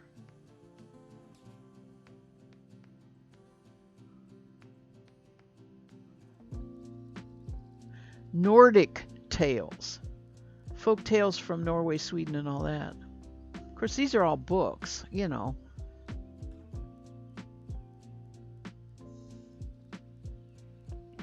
So I Googled winter fairy tales.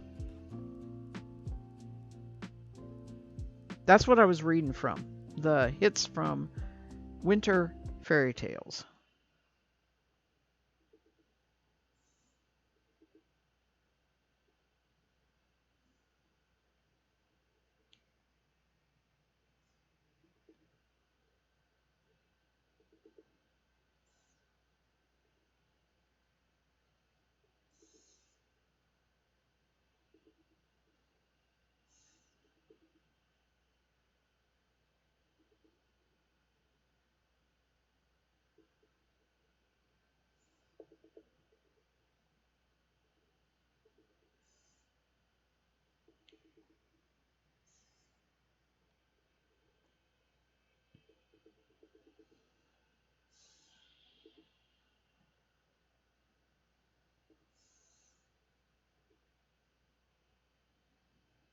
Grandmother Winter sounds cool though.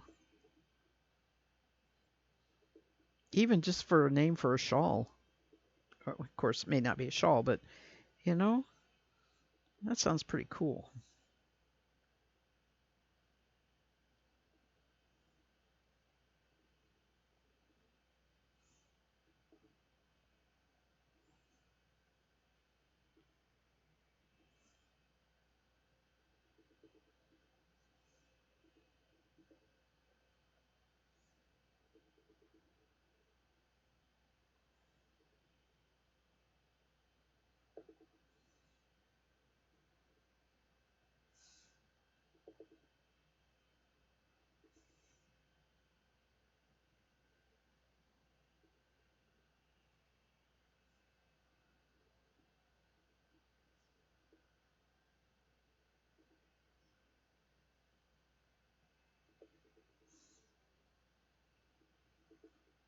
Of course, if you go with the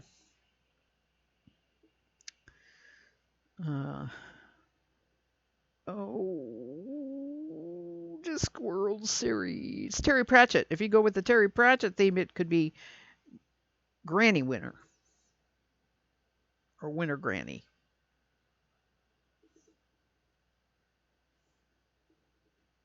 Use Granny instead of grandmother. I like grandmother though.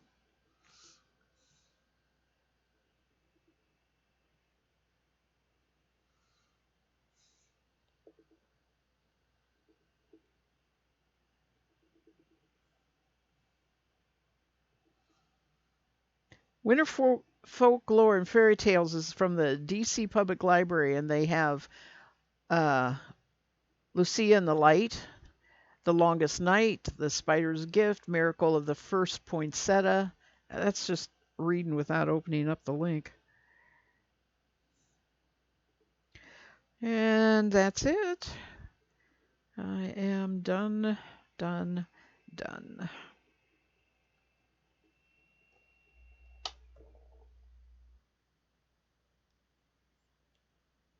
Sounds like my music's done too. Yep, it's 2 hours. I don't know if it started over or not. That's all right. I was going to turn it off anyway if I go raid. Done already? Yeah, I've been on a while.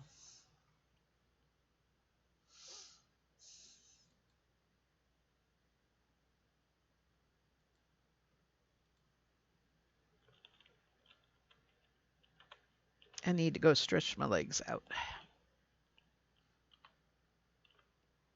Let's see who's streaming here. A lot on Twitch, twitch.tv/Jamper. All right, sweet. Thank you so much, Jamper, and that's been In the Lobby. All right, great to hear there from Jamper. What a star. Now, we are moments away. The clock is ticking here. We are almost at the next game here. Game 7. Let's get the casters out, shall we? Bring them out. Let's bring them out here. Monster D-Face, Sundown, come on out here, boys. Game time. Keep up with you. I don't really see anybody. Join us for a story you've never heard, on a scale you've never witnessed.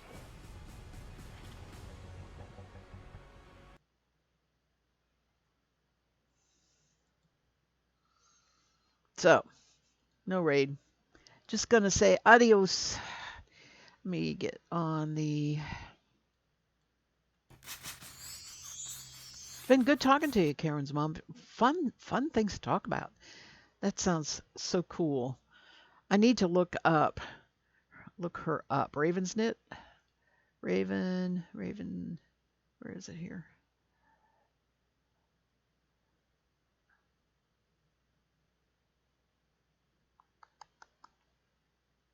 Yeah, Raven Knit.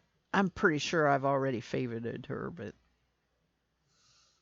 I want to make sure I double check what's going on there. Raven Knit's design. All right, something like that. Yeah. Anyway, I'll be back Tuesday morning. Probably cross stitching. I've been trying to do crafts on Tuesday morning. Might do a little bit of painting or whatever. And although, should I break the rule? It's stash dash. I should break the rule. Maybe I'll knit. I might knit on Tuesday. That would work. That counts towards stash dash. So, you all take care. I'll see you Tuesday. Been good chatting with everybody. Have a great rest of your weekend and a good start to the week. Bye.